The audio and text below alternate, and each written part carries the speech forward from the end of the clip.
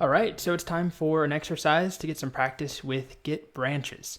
So this is going to be a simple exercise in terms of the files we're working with, kind of silly. It's Harry Potter themed, but it doesn't matter if you know Harry Potter or don't. If you just follow the instructions and make the branches when you're prompted to make branches and switch branches when you're prompted to switch, you should be good to go. Now, the theme of this, aside from Harry Potter, is of Harry Potter Patronuses, which are like, I guess, a Harry Potter version of a spirit animal. If you've seen the movie or read the books, the spell Expecto Patronum, I don't even know why I'm going into it. It doesn't matter. Anyway, wizards have their own Patronus, different animals, so you will be putting some animals in files on different branches for different characters. Okay, so again, I strongly recommend you do this on your own. Follow the instructions. You can find this file linked to in the resources for this video. You're going to make a new directory, make a new Git repo inside of it, make sure you're not already in one. Then you'll create a new file called patronus.txt, and you'll leave it empty for now. So this will be on your default branch, the master branch, or if you've changed the default name, whatever it is, main, but for now, the default is just master. Then we'll make our first commit with this message, add empty Patronus file. Then we'll make a new branch called Harry, and at the same time, or on the next line, a second new branch called Snape. Both of them should be based on the master branch. They should contain this empty Patronus file. Then you will move to the Harry branch that you just made, and there are two different ways we've talked about for moving to new branches or moving between branches. So I would like you to use the new command. If you don't remember which one is new and old, it's not a big deal. Just use one of the commands that we talked about, and then later on, use the other command that you didn't use. Okay? So on the Harry branch, we are going to put this inside of the Patronus file. Harry Potter's Patronus is a stag, so copy all of this and put it in that file. Save it, add and commit the changes, and then use this message. Add Harry's stag Patronus, and again, this is on the Harry branch. Then you will move over to the other branch you already made called Snape. So this branch, again, should be based off of master when you made it early on at the same time as the Harry branch. When you move over to that branch, use the other command, the older command, to switch or to change branches. And then open up the Patronus file again, and this time put this in there. Snape's Patronus is a doe, so this is what you'll put in there.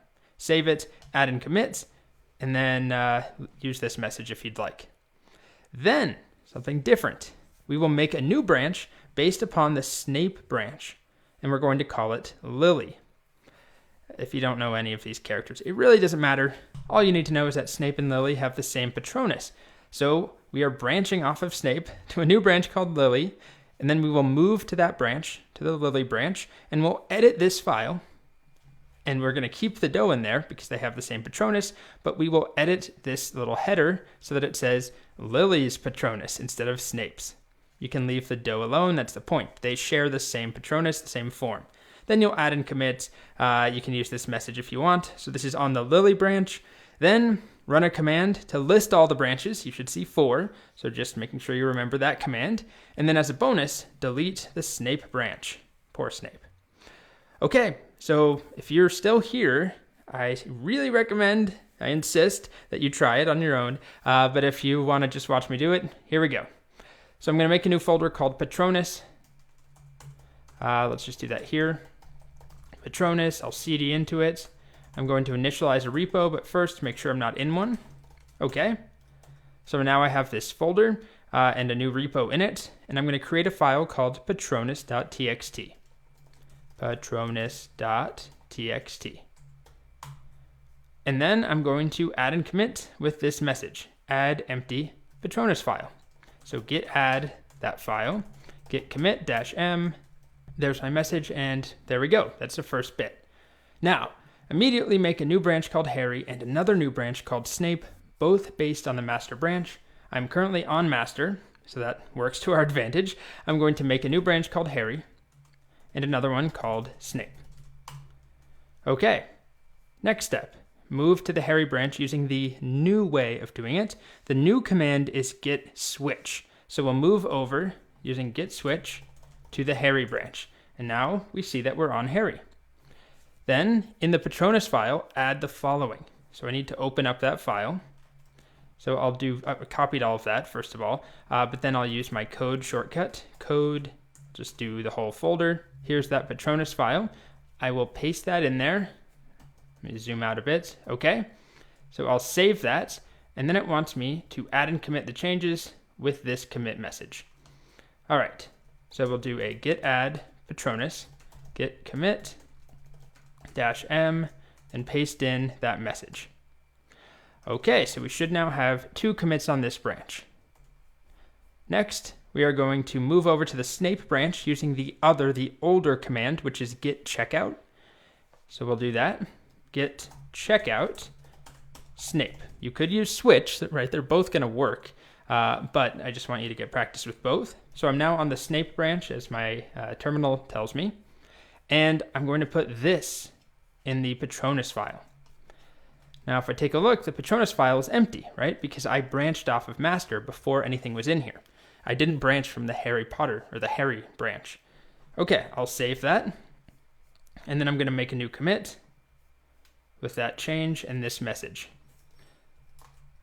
Okay, so git add Patronus, git commit -m on the Snape branch, add Snape's do Patronus. And then I need to make a new branch based on the Snape branch called Lily, and then move to it. So I could just do git branch Lily. I'm on Snape, and that's where I should be. If I want to branch based on Snape, I want this history. Just to remind you, if I do a git log, 2 commits, add empty file, add Snape's do Patronus. So if I do a git branch Lily, that will work. Or I can make the branch and switch to it in one go, like this. Git switch -c Lily. And that made it, and it switched me over. I still see add Snape's do Patronus, right? The file contains the do. Now I'm going to edit it so that it says Lily's Patronus instead of Snape's. So I'll put that up top, and then I will add and commit. So just copy this message. Git status. We modified Patronus. So we add, we commit, and we'll give it that message. Okay, next, and almost at the end, run a git command to list all branches. We should see 4. So what is that command? It's just git branch and nothing else, just git branch. We see 4, I'm currently on Lily. And then, bonus, delete the Snape branch. Oh, poor Snape. Well, to delete a branch, we saw that we used the exact same command, git branch, and then a branch name, but we pass in this -d, git branch -d, and then Snape. That's the name of the branch. Make sure I'm not on that branch. I'm currently not. And there we go. It was deleted. So now if I do just regular git branch, only 3 branches. And that's it. That's the end of the branching exercise. Okay.